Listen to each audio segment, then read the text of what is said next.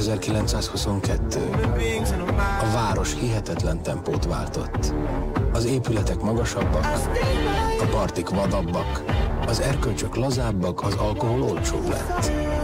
A nyugtalanság a tetőfokára hágott. Nem jön? Ki ez a Gatsby?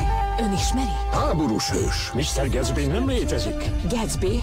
Milyen Gatsby? Bocsásson meg, Mr. Gatsby beszélni kíván önnel. 4 szem közt. Baz Luhrmann-tól. Őszintén örülök, hogy újra látom önt. Én is őszintén örülök, hogy újra látom önt. A Rómeó és Júlia és a Moulin rendezőjétől. Mr. Gatsby személyében kiváló embert ismerhettem meg. Hát ez nagyszerű. Minden rendben? Ó, igen.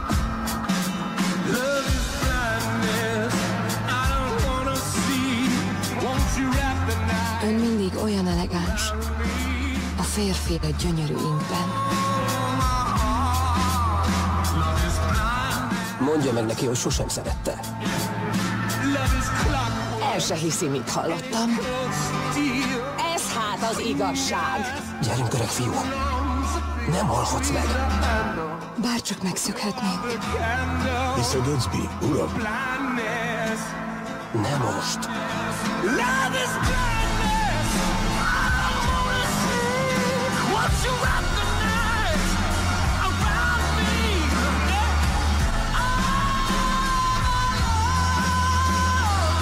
Miféle berpatlant szít itt a házamban? Takarodj el innét!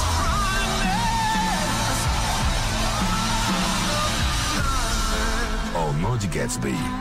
Bárcsak mindig magával maradtam volna. Januártól a mozikban, 3D-ben.